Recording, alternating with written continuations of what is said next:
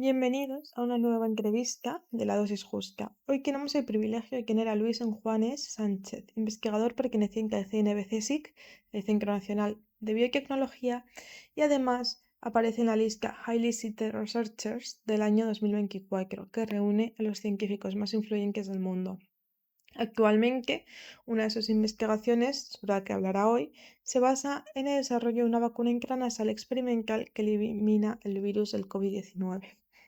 Si quieres conocer más sobre sus investigaciones, os vamos a dejar unos enlaces que tenéis que os destacadas como en Linktree sobre sus estudios contra el COVID-19 y el MERS-CoV.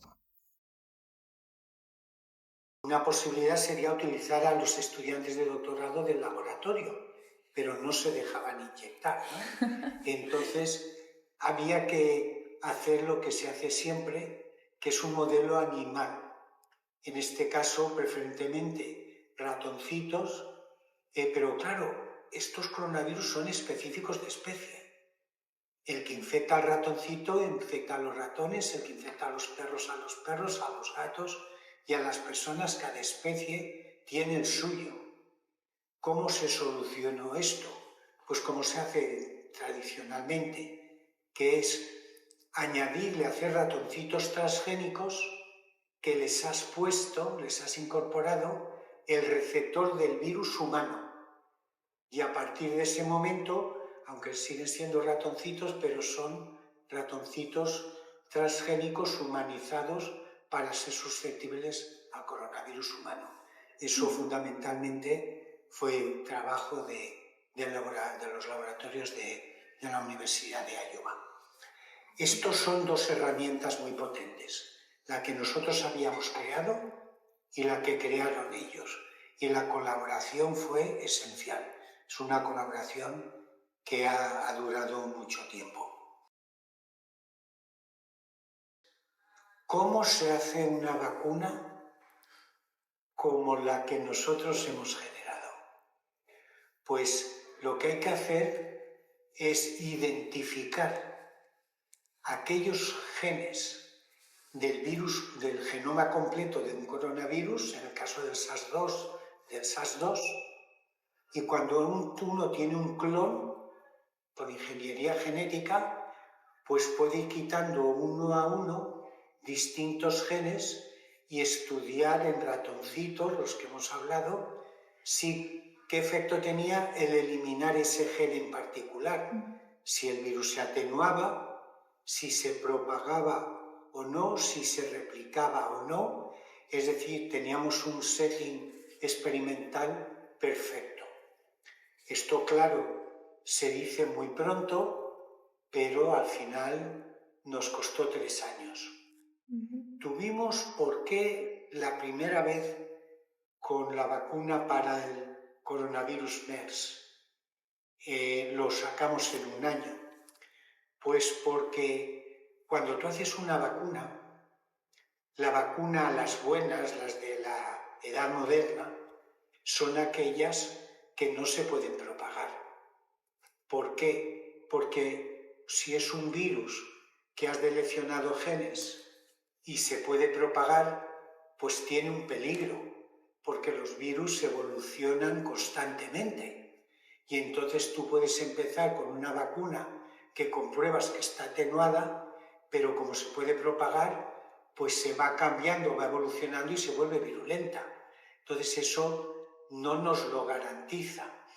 Entonces tenemos que tener el modelo animal experimental, pero además las agencias regulatorias que regulan la generación de vacunas exige que estas vacunas que se generan tienen que ser seguras y por tanto no les vale con que elimines un gen introduciendo un defecto, porque siempre podría evolucionar. Por ejemplo, podrías administrar la vacuna a una persona, pero esa persona infectarse con otro coronavirus que le complementaría el gen que le has quitado. Tienes que quitarle, por ejemplo, nosotros en nuestra vacuna quitamos 6 o 7 genes que están distribuidos a lo largo de todo el genoma. no todos en una zona juntitos, porque podría esa zona ser reemplazada por la de otro coronavirus. Tienen que estar a lo largo de todo el genoma. Nosotros, tanto en un caso como en el otro, en el caso del virus MERS como en el SARS-CoV-2, ¿qué es lo que hemos generado? Hemos generado un genoma defectivo en el que hemos deleccionado 6, 7 u 8 genes. Bueno, hemos deleccionado 1, 2, 3, 4, una colección. Esto lleva mucho trabajo. Y luego los evaluamos preferentemente aquellos en los que hemos quitado un mínimo de 6 genes. Esos genes llevan como consecuencia, ya os lo digo, algo fundamental, que es que, por un lado, no permiten al virus que salga de la célula, entonces ya no es un virus, entonces ya le llamamos, por cuenta de virus, le llamamos un replicón RNA. ¿Por qué? Porque estos virus tienen un genoma RNA, se autorreplican, pero no se propagan. Tienen un defecto, de hecho más de uno, que les impiden el movimiento dentro de una célula. Estos son virus citoplásmicos, pero para que se pueda ensamblar todo el virus y demás, pues tienen que poder moverse de la célula hacia la membrana exterior de la célula para poder ser secretados al exterior. Pues bien, tienen un defecto, de hecho más de uno, que les impide ser secretados al exterior. Para decirlo así más rimbombante, han perdido la propiedad del movimiento hacia la membrana externa de la célula.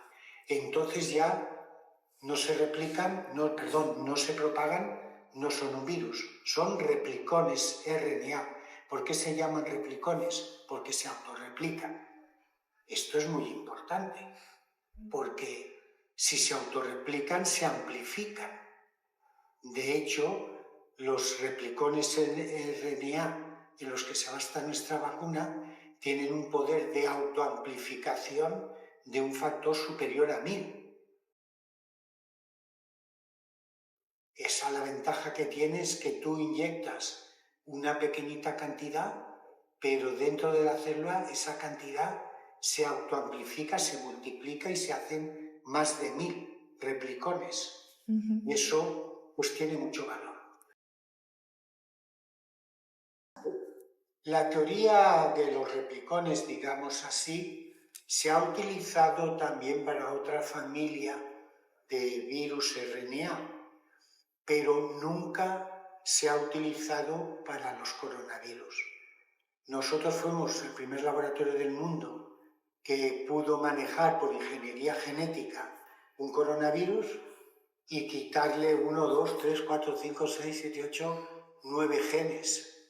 Y entonces fuimos los primeros que pasamos de tener un replicón que de un coronavirus son los más grandes que hay.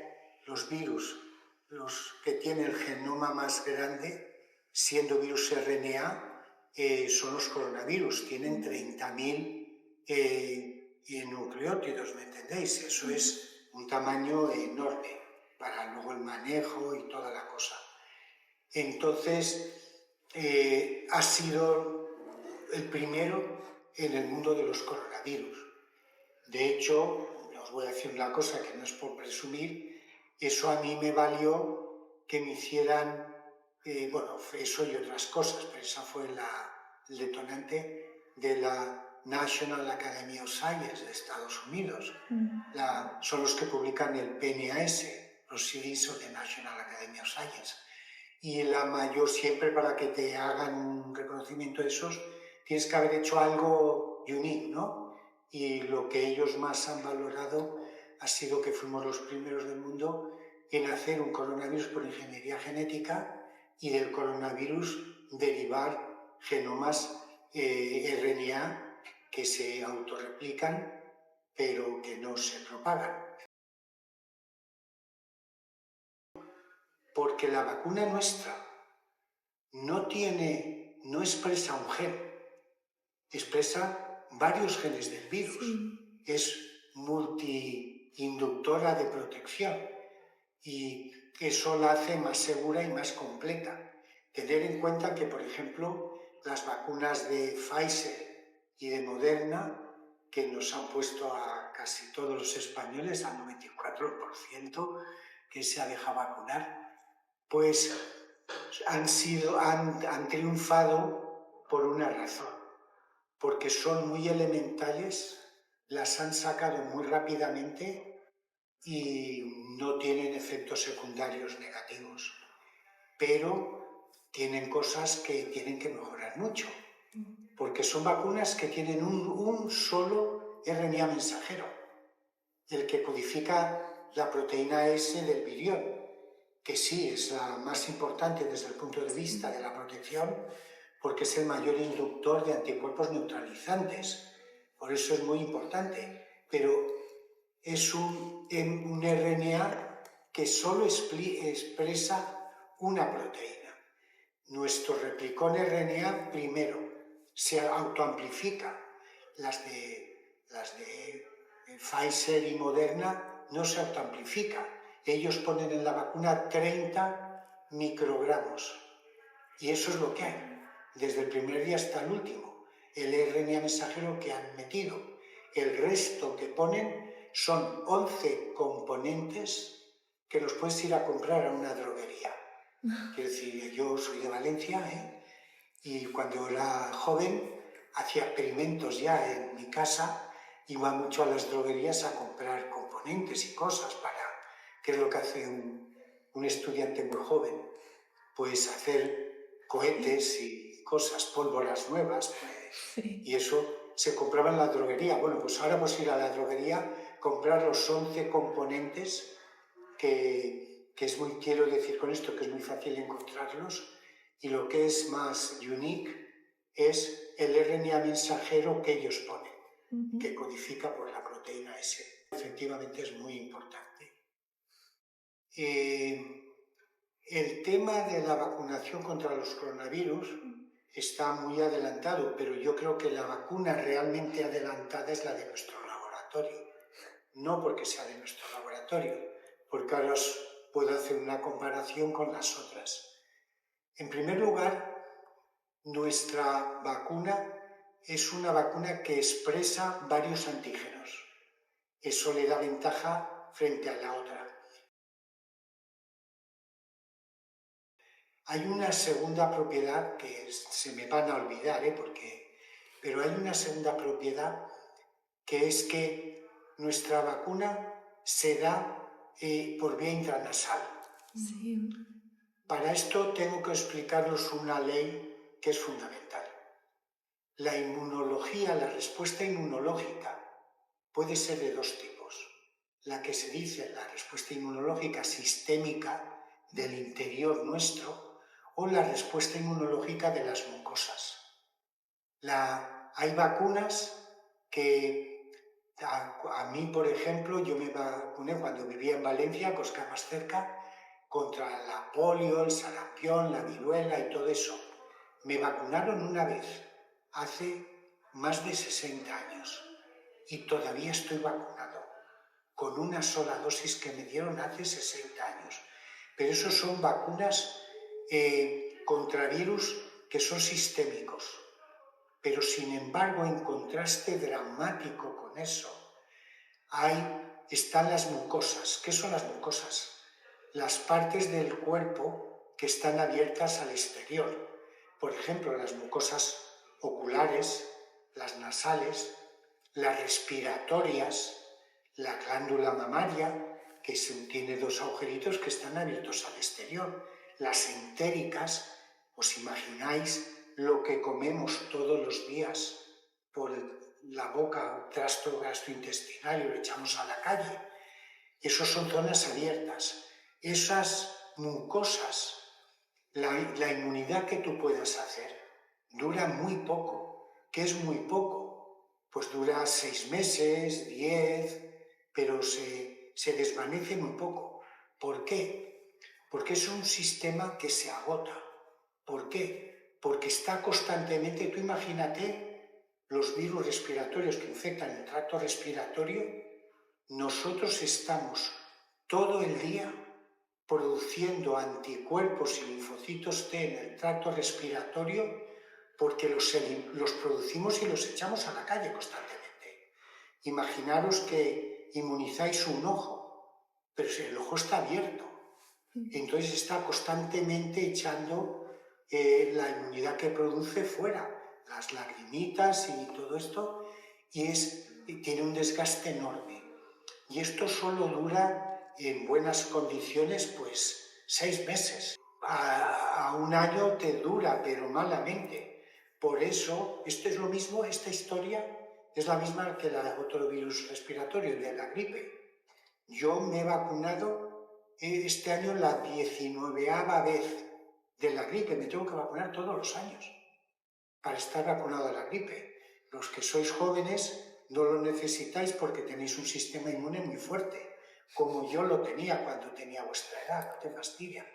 Pero eso, todos los años me tengo que vacunar de la gripe y de los coronavirus. Yo de los coronavirus me he vacunado 7 veces. Desde que aparecieron todos los años, por razones profesionales, porque aquí trabajamos con coronavirus infectivo, pero también porque los virus, primero, tanto el de la gripe como los coronavirus evolucionan. Y el que había el año pasado, este año ya no está, o está muy poco. Y tanto el de la gripe como el otro. Y además porque nuestra inmunidad en mucosas es de corta duración, entendiendo por tal, menos de un año. Esa es una diferencia trascendental. Y nosotros esto lo podemos cubrir muy bien porque nuestro sistema, como es un sistema de ingeniería genética, nosotros hemos hecho ya 3 vacunas. Cada año la estamos cambiando aproximadamente, ¿no? Para actualizarla. Y de la variante que es ahora más prevalente. Y entonces no os voy a enseñar los resultados. Lo podéis ver en la publicación que os he mandado esta mañana. Os he mandado la antigua del MERS, pero la nueva del SARS coronavirus, que ahí la podéis ver y utilizar lo que queráis porque está publicada. Ha tenido, pues la verdad, mucho éxito. Son publicaciones hechas en la National Academy of Science de Estados Unidos, que no es una academia más, es la academia de academias. La TNA es, ¿cómo se llama? Proceedings of the National Academy of Science. Se publican trabajos de matemáticas, de física, de biología, de todo. ¿Por qué? Porque es única. Y es el top del top y tiene mucha difusión. Y hombre, eso al laboratorio y a los estudiantes que la han hecho les favorece mucho. Lo que tiene es que el virus que nos ocupa es un virus respiratorio. Y para proteger frente a virus respiratorios hay que inmunizar en el tracto respiratorio. Lo que se hace con las vacunas, por ejemplo, de Pfizer y Moderna, yo estoy muy agradecido, yo me vacuno todos los años con ella, pero no vale bien, no vale suficientemente bien. Han hecho un papel extraordinario, han salvado muchas vidas, pero tener en cuenta que están inmunizando intramuscularmente en el hombro. Y eso es inmunidad sistémica. Eso no llega bien al tracto respiratorio. Las mismas vacunas de Moderna y Pfizer, si las administrasen por vía respiratoria, serían el top del top. Pero como te la dan intramuscularmente, eso da inmunidad sistémica fuerte, pero muy poca inmunidad respiratoria, que es ahí donde nosotros la damos. Esa es otra virtud de la vacuna que nosotros tenemos, que es que nosotros la damos intranasalmente.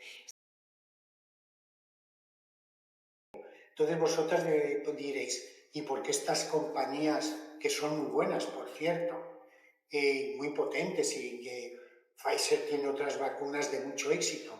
¿Por qué no la dan intranasalmente? Pues por una cosa que pasó en la historia y que cambió la historia, en cierta manera. Es que empezaron a dar la vacuna, esto hace tiempo, empezaron a dar la vacuna de la gripe y entonces observaron que, sobre todo en mujeres, producía una hemiplegia semilateral, que eso, dicho en castellano, quiere decir una parálisis de la mitad de la cara, que era una parálisis que era transitoria, se recuperaba el problema casi solo en 3 meses, pero claro, aquello produjo mucho miedo. Y entonces prohibieron inyectar la vacuna de la gripe intranasalmente. Pero ahora ya han vuelto. Os diré que mi sobrina lleva 2 años, mi nieta lleva 2 años siendo inmunizada contra el virus de la gripe, pero por vía intranasal, con una jeringuilla que no lleva aguja, en una fosa nasal le dan una dosis y en la otra dosis y ya está vacunada. Lo único que tiene que hacer es inspirar para que se le meta para adentro el aerosol que crea la jeringuilla, que no lleva aguja, pero crea particulitas pequeñas que van hasta dentro. Ese esterilizante se llama así porque cuando nosotros, esto lo hemos comprobado solamente a nivel de ratones, ¿vale? A ratones transgénicos humanizados. Cuando nosotros inmunizamos un ratoncito de estos transgénicos, bien inmunizado, que es con 2 dosis, y lo inmunizamos intranasalmente, y luego esperamos una semana o 2 semanas a que la vacuna actúe bien, entonces luego le hacemos un desafío. Hacer un desafío es, y ahora inyectarle a propósito el virus virulento a los ratones inmunizados y a los no inmunizados. Y los no inmunizados se mueren todos en 7 días y los inmunizados no encontramos el virus. Esa dosis del challenge, que es abusiva, damos 100.000 o 500.000 unidades infectivas, ¿no?, por dosis, para matarlos bien matados, y vamos a buscar el virus en el ratoncito y no lo encontramos. Es esterilizante. La inmunidad que han adquirido los ratones con nuestra vacuna elimina el virus. Están tan fuertes que cuando 2 semanas después de la inmunización vamos a ver si estos están inmunizados o no, les metes 500.000 dosis infectivas y le sacas muestras y no hay virus. Está esterilizado desde este punto de vista. Y eso no ocurre con las otras vacunas, no ocurre con la de Pfizer ni la de Moderna. Y te ponen, ya digo que yo hablo muy bien de ellas porque han salvado muchas vidas y nos han protegido, entre otros a mí, pero si yo me vacuno con Pfizer y Moderna, aunque esté vacunado 7 veces, me puedo infectar, pero me puedo infectar aunque me haya vacunado y me vacuné casualmente la semana pasada, este año. Y si yo, pero como me he vacunado con la vacuna de Pfizer, pues si me puedo infectar ya, al cabo, en este momento que ha pasado 2 semanas, me puedo infectar, mientras que con la nuestra no. Bueno, tengo que aclarar una vez más que lo que hemos hecho lo hemos hecho en ratoncitos, ¿vale? Sí. ¿Por qué? Pues porque para hacerlo en personas eso es muy caro.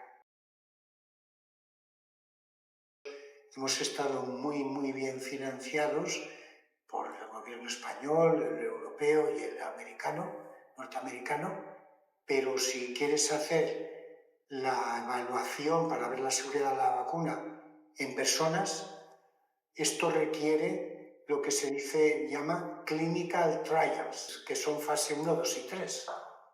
En la fase 1 se hace, como no se sabe lo que va a pasar a un humano, solo se inyecta la vacuna a 20, un número muy bajito, y no se busca ver la protección. Se busca ver que no haga nada malo, que no tenga efectos secundarios negativos. Eso es Clinical Trials Phase 1. Si eso se aprueba, eso nosotros tenemos dinero para hacerlo. Pero Phase 2, fase 2, implica ya 400. Eso se hace en hospitales con 400 personas y ahí ya se mira no solo que si inocua la vacuna, que no tiene efectos secundarios, sino que se ve que protegen estos 400. Y si eso es así, pues queridas, siento deciros que hay que pasar a vacunar, pues eso varía según la historia, pero 10.000 personas, 20.000, 30.000 o 40.000. ¿Sabéis lo que vale eso? Eso vale, pues, 2.000 millones de dólares. Entonces eso solo lo puede sustentar una colaboración entre un gobierno fuerte como ha sido el norteamericano y compañías como Pfizer y Moderna, que son potentísimas. Sobre todo Pfizer es la pega, porque Pfizer ya tenía vacunas de otro tipo y bueno, tienen mucha pasta, ¿no? Nosotros hemos hecho la prueba experimental preclínica, eso quiere decir en ratones o en hámsters o en monos macacos. En monos macacos todavía no lo hemos hecho, ¿vale? Pero eso lo podremos hacer y lo haremos. Pero el problema es el suministro de los monos. Es que hay muy pocos en el mundo.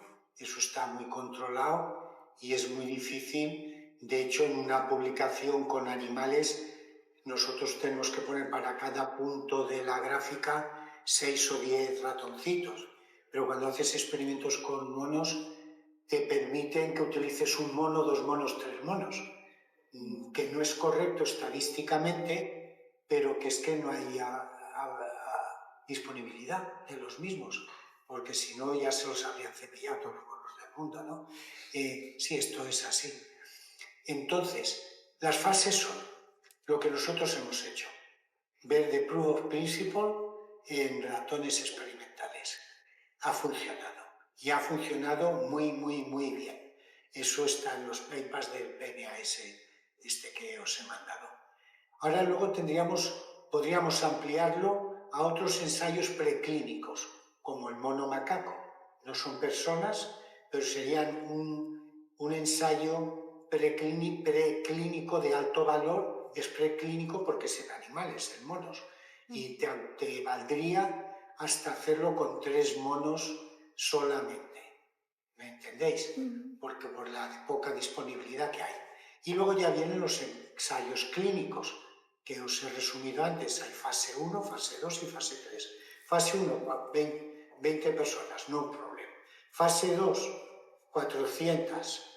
Bueno, ya 400 es un dinero que ahí sí podría entrar el gobierno español y una compañía, aunque no fuera española, que tenemos, ¿vale? La fase 3, olvídate, si no nos coge esto Pfizer o Moderna o alguna de este tipo, pues es inviable, porque el gobierno español pues tiene financiación y nos ayudaría, pero no puede, no tiene, no quiero entrar en otras cosas a no ser porque es política científica gubernamental y esos son temas delicados. Pero naturalmente digo, ¿y qué hacéis para llevar esto adelante? ¿Os habéis rendido? La respuesta es no. No nos hemos rendido, pero cada vez lo tenemos más difícil. En primer lugar, porque los que mandan en las empresas no son los científicos. Los que mandan en las empresas son los economistas. Y ahora, no solo en la población general, sino en las empresas, ya no ven tanta ganancia, porque los coronavirus, pues ahora esto es una ley, cuanto más tiempo están circulando, más a prisa se propagan, a más velocidad y con más título, pero por el contrario se atenúan. Esto es una ley de la virología. ¿Por qué? Os lo explico, porque es bueno que veáis que todo tiene una razón. Si un virus se está pasando entre las personas, si es un virus muy virulento, la persona infectada se muere o la tienen que encerrar en el hospital, pero muchas de ellas se mueren. Entonces los virus más virulentos matan a las personas y se autoeliminan. Si matas al hospedador, ya no se propaga. ¿Y qué pasa con los virus atenuados cuando se atenúan? Se atenúan, pero se seleccionan los más rápidos en la división y en la transmisión. Pero como cuanto más atenuados están, las personas que están infectadas por ellos no se quedan en la cama, van a trabajar y los difunden mejor. Entonces hay una dinámica que hace que esto ha pasado a lo largo de la historia de la virología, que los virus cuando salen, cuando brotan, que vienen del hemisferio norte, pues son muy virulentos, pero según van pasando, se van seleccionando automáticamente aquellos que son más atenuados, porque la gente, ay sí, tengo un poquito de unas decimitas, se toman un paracetamol y se van a trabajar, y claro, contaminan al resto de la gente.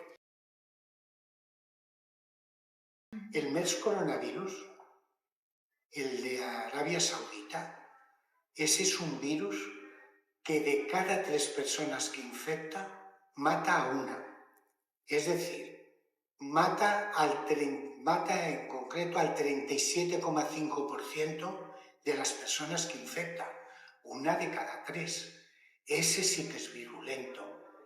Ese, lo que pasa, que se extiende muy mal, porque sabes que no extiende bien los camellos. Por eso aquí no viene, porque no tenemos camellos por la calle. Pero ellos que utilizan los camellos para muchísimas cosas, los camellos se lo pasan directamente. Para que te lo pase de una persona a una persona, que también sucede, es cuando hospitalizas en una habitación a 2 pacientes en la misma habitación y los tienes una semana. Se transmite muy mal, si no nos habríamos muerto media humanidad, bueno, un tercio de la humanidad. Ahora, ¿qué pasa con el SARS-CoV-2? ¿Cuál es el ratio este de virulencia? Pues no es muy alto, entre comillas, mata menos de un 2%. De cada 100 puede matar al 2%, menos, al 1,8 o cosas de estas, y cada vez a menos, porque cada vez pierde virulencia. Entonces, afortunadamente, el SARS-CoV-2 se propaga muy bien, pero la virulencia ha decrecido muchísimo.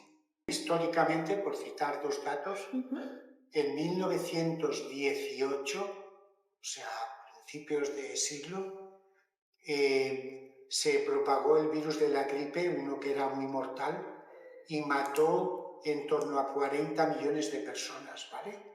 40 millones de personas.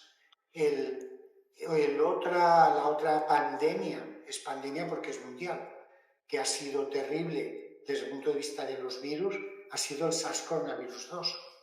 Pero el SARS-CoV-2 de momento ha matado a 7,7 millones. O sea, no ha sido tan bestial como el de la gripe, que mató a unos 40 millones de personas. Está matado a 7,7. Y ahora continúa propagándose con mucha facilidad. No os confiéis. Yo lamento deciros que lo de ir a una discoteca está muy bien, pero tendrían que ventilarlas más, sobre todo en invierno. Es estupendo ir a una discoteca en verano, que es a cielo abierto, porque ahí se renueva mucho. El problema es ahora. En verano no hay problema. ¿Por qué? Primero, porque hay muchas horas de sol y el sol tiene rayos ultravioleta y lo inactiva. Segundo, porque el calor del verano inactiva los virus. Por el calor que hace, los virus son muy sensibles a la temperatura, pero en invierno es todo lo contrario. En invierno se está cerrado, se hace frío y los virus en el exterior pues son muy estables y las horas de luz solar que lleva rayos ultravioleta pues son más cortas, o sea que es mucho más fácil contaminarse en invierno, todo va en contra, pero no en verano. En verano vais a la playa y ahí hay poco problema, diría yo casi nulo, ¿no? Porque no se concentra el virus. Sí, sí, sí. Definitiva, no tiene nada que ver la situación de ahora con la situación de cuando apareció el virus. Tener en cuenta que el SARS-CoV-2 no existió previamente en la población humana, que se supiera, porque se sabe que es una transmisión, es una zoonosis, una transmisión de los animales a las personas, con la situación de ahora. Yo, pues con un número que os he dicho antes, puede ser suficiente. En España, España es un país adelantado de la Unión Europea, pero es que aquí está vacunado el 94%, pero no una vez, están vacunados y revacunados. Sí está apareciendo un poco de resistencia a la revacunación, pero con todo la tasa de vacunación en España ha sido del 94%. Eso es lo mejor que os puedo contar. Entonces no tiene que ver la situación de ahora a cuando emergió el virus, que emergió en la China y luego se encontró enseguida en el norte de Italia, que es cuando más nos dimos cuenta, ¿no? Bueno, la pregunta es contundente que sí, que España es un país adelantado. En España hay muy buenos científicos. La mente española es muy creativa. Y os puedo decir que los científicos españoles triunfan en el extranjero donde van. Desgraciadamente se van muchos y se quedan, pero os puedo asegurar que el número de científicos que están en Estados Unidos y en Europa, españoles, es muy alto. Eso no me hace gracia decirlo, preferiría que estuvieran en España, pero aquí estuve hace esta semana en la Real Academia de Ciencias. Yo soy académico de la Real Academia de Ciencias Española y aparte de la sesión de los académicos hubo una conferencia en la que un investigador español, un colega mío que está aquí en el campus de la Universidad Autónoma también, el profesor Esteban Domingo, somos muy amigos y colaboramos mucho, organizó una discusión y trajo a 3 personas españolas, las 3, 2 hombres y una mujer. Las 3 eran top en el mundo de la organización de la investigación en España. No voy a dar nombres, pero son gente que son muy conocida, las 3. Una era de Cataluña, la que había organizado la investigación en Cataluña, que están muy adelantados. Otro era de aquí, ha estado siempre en Madrid profesionalmente, luego se lo llevaron a la Unión Europea y ahora ha vuelto a España otra vez. Y otra era una mujer que era muy admirable desde todos los puntos de vista. Era una mujer, un médico, que trabajaba todavía como investigadora, pero que también se dedicaba a la organización de la ciencia en España. Las 2 personas que estaban más en el centro de España, ellas eran muy positivas son personas que están cargadas de números en la cabeza, de estadísticas, y ellos estaban positivos. El aumento de la financiación de la investigación en España no ha parado de crecer. Ojo, no ha parado de crecer, eso es verdad, pero todavía no hemos llegado al 2%. Hay que tener en cuenta que los países más importantes de la Unión Europea están en el 2 y pico, ¿vale? Y España está haciendo todo lo que puede por subir al 2 y todavía no lo hemos alcanzado. Los catalanes, pues la verdad es la verdad, ellos lo han montado mejor y muchas provincias de España están siguiendo un poco la estrategia que ellos siguen, ya, pero no de ayer, sino ya de hace varios años. Y el resumen que yo diría es que España no ha dejado de progresar en el dinero que dedica a la investigación, pero al mismo tiempo, vamos, me matan, no hemos llegado todavía al 2%. Esta es vamos a decir, una obligación que tenemos dentro del área en que está España. España está a un nivel alto, pero todavía no cubrimos bastante.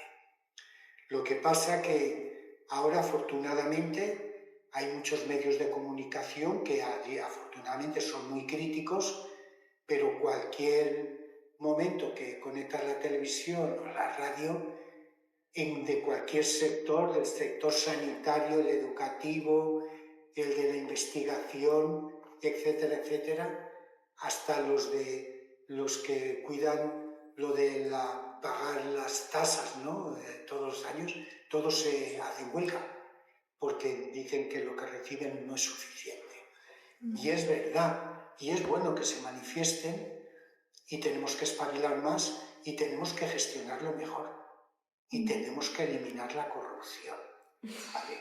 La corrupción nos cuesta mucho dinero a todos, dinero de los españoles. Pero se está avanzando. Yo en ese sentido también estoy positivo, pero para cosa de divulgación en la universidad, España tiene muy buenos científicos, tiene muy buenos laboratorios. Yo estuve en otra sesión el otro día en la academia y fueron gente de este campus a dar unas conferencias de magnetismo que os caéis para atrás, del máximo nivel mundial. Y entonces digo, pero ¿en qué campo vivo yo, no? ¿Qué gente hay, no? Es que es lo que pasa, yo estoy en la Universidad Autónoma de Madrid y es increíble el nivel que hay aquí, no en mi área, que también, aquí hay 2 institutos que te mueres, pero que te mueres de primer nivel, Centro de Biología Molecular y el Centro Nacional de Biotecnología, por citar 2, ¿no? Pero es que luego tocas magnetismo y tocas otras cosas y hay gente de primera división mundial, Pero, entonces, ¿que estamos muy contentos? No. Hombre, ¿qué menos que subir al 2? O sea, esto no tiene discusión. Tenemos que subir al 2. Nuestro vector, nuestro replicón RNA, nosotros en 3 meses cambiamos la proteína S, dejamos todo el cuerpo del vector, pero cambiamos la proteína S por una de un virus que esté circulando en este momento. Quiero decir, lo que hemos creado no es una vacuna concreta, pero hemos creado un vehículo que lo podemos adaptar en 3 meses para hacer otra vacuna.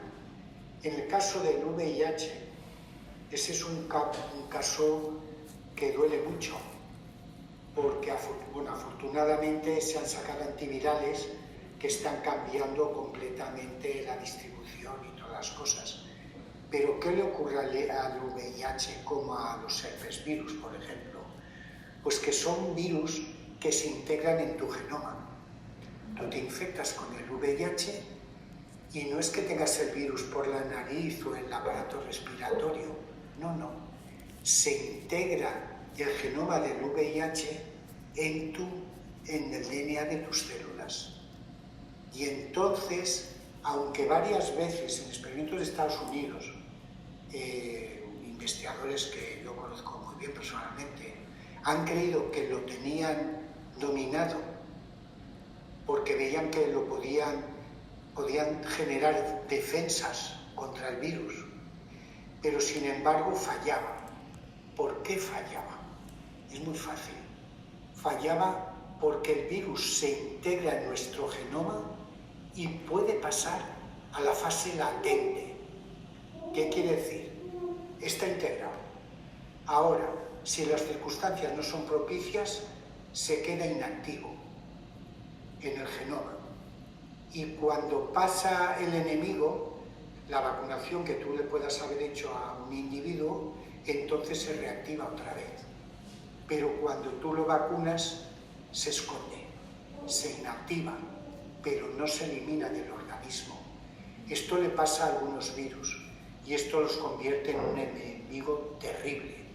Entonces hubo un proyecto en el NIH, que lo llevaba en el National Institute of Allergy and Infectious Diseases, que dijeron, porque claro se sabe ya mucho, ¿no?, del SIDA, vieron que el virus que estaba atenuado, durmiendo, integrado, sacaron una técnica para activarlo.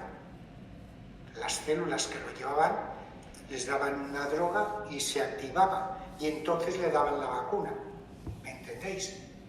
Y entonces dijeron, con un ciclo no, pero vamos a hacer esto con personas varias veces, a las mismas personas. Les activamos y atacamos, activamos y atacamos, activamos y atacamos, y se tenía mucha fe en Estados Unidos y en el mundo, pero luego eso no ha fallado, no ha salido como se esperaba, ¿vale? Entonces hay que continuar trabajando. La suerte es que los antivirales trabajan muy bien. Esto ha pasado bien también con el virus de la hepatitis C, que no se ha sacado una buena vacuna, pero se ha sacado una combinación de 3 antivirales que lo fulminan. Y entonces se va a hacer desaparecer al virus de la hepatitis C, pero con antivirales, no con la vacuna. Bueno, esto, la respuesta rotunda y fortísima, nos tenemos que vacunar. Los tenemos que vacunar todos los años. Os he dicho que esta vacuna tiene que proteger a las mucosas respiratorias, que esa vacunación es de corta duración y por tanto anualmente, como venimos haciendo con el virus de la gripe, nos tenemos que, por el momento, vacunar todos los años. Si no se hace, si uno no se vacuna, corre un peligro que es muy importante. Yo no sé si estáis familiarizadas con lo que se llama el coronavirus de larga duración. Sí. El coronavirus, en un 10% de las personas que se han infectado y que les ha durado una infección así muy activa y visible, un mes, pero que luego se creen que están bien, un 10% de esas personas no están bien, tienen el coronavirus de larga duración. Y ese coronavirus de larga duración puede producir y produce más de 200 patologías distintas, solas o combinadas. Quiero decir que uno no tiene un problema del ojo, del cerebro y del dedo gordo del pie. Son 200 patologías, pero pueden venir solas o combinadas.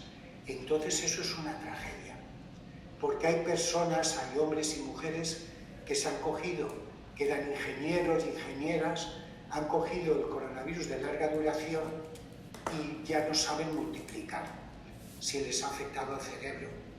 Y hay la mayor parte lo que tiene es, produce una inflamación, pero esa inflamación se la puede producir en el cerebro, en los pulmones o en las piernas y producir, como he dicho varias veces, varias patologías. Entonces, los que no se vacunan no es ya que estén sujetos al peligro del coronavirus, sino que están sujetos al peligro del long-term COVID, del coronavirus de larga duración. Y entonces el que no se vacuna es un ignorante. Es un ignorante, pues eso es como el que es del Barça o el que es del Real Madrid y dan la vida por el equipo, pero no tienen una razón obvia para ser del Barça, del Madrid o de Valencia. Hay que tener información. Las estadísticas dicen que la vacunación de los últimos 50 años, de cualquier vacunación estoy hablando, ha salvado más de 150 millones de personas, de vidas. O sea, la vacunación que se ha hecho en los últimos 50 años es la responsable de salvar a más de 150 millones de personas, preferentemente niños. Entonces, eso es la historia de la medicina. Pero ya sabéis que hay gente que dice que la Tierra es plana y no mira que ahora hay medios para saber si es plana o es redonda, ¿no? Con los cohetes que hay y lo que se sale al espacio, pues salen en la tele diciendo que es plana. Eso, claro, ¿qué vamos a hacer? Eso es una desgracia. Claro. En primer lugar para ellos y luego para nosotros. Hombre, yo soy virólogo desde hace 45 años y me he dedicado luego he trabajado con varios virus, pero siempre relacionado con vacunas, inmunología, virus y tal. Y me he vacunado 7 veces, pues son los 7 años que llevamos y me continuaré vacunando todos los años mientras viva. Si, ¿me entiendes? Que no te puedo decir otra cosa, pero te puedo decir, sí os voy a decir una cosa, ya lo dejamos, ¿vale? A mí me invitaron a dar una conferencia hace 2 o 3 años en Málaga. Y el que me invitó era el catedrático de una asignatura, era un profesor catedrático de la Facultad de Medicina, y era médico. Y este señor, fijaros la especialidad que tenía, era especialista en la vacunación de los mayores. De los mayores. O sea, esa era su especialización, dedicaba su vida a eso. Y él dio una conferencia, yo di otra, y él, como, bueno, pues yo no soy joven, me dijo, Luis, vacúnate de todo lo que te ofrezcan. No solo de la gripe, del coronavirus y del herpesvirus, de todo. ¿Por qué? Porque cuando somos mayores, la inmunidad que tenemos disminuye mucho en cantidad y en calidad. El espectro de patógenos contra el que nos vamos protegiendo con la inmunización se va cerrando. Cada vez ven menos virus y menos bacterias. Pero si tú te inmunizas contra un herpesvirus, por decir un ejemplo, como la vacuna del herpesvirus lleva lo que te vacuna, pero también lleva un adyuvante, un promotor de la vacunación, de la respuesta inmune, pues te sube el nivel de defensas de tu organismo. O sea, yo cuando me vacuno contra un neumococo, me vacuno contra el neumococo, pero me sube el estatus que yo tengo inmunitario y de respuesta. Entonces yo eso lo estoy aplicando, y el que no lo aplique, allá él. O sea, porque como te han vacunado antes contra la gripe y contra otros virus, ahora te dan otra vacuna con adyuvante y lo que te quedaba de recuerdo, las células memoria, las estimulas y te vuelve a subir otra vez la inmunidad. Así que la respuesta es contundentemente sí, hay que vacunarse constantemente. Y en mi caso, pues más todavía. Muchas gracias, Luis, por esta entrevista que nos has concedido. Hemos aprendido un montón y esperamos que haya servido mucho para lo que es la comunidad de las personas que nos oyen, etc. Ha sido un placer, Luis. Muchas gracias. Gracias a vosotras. Para mí también.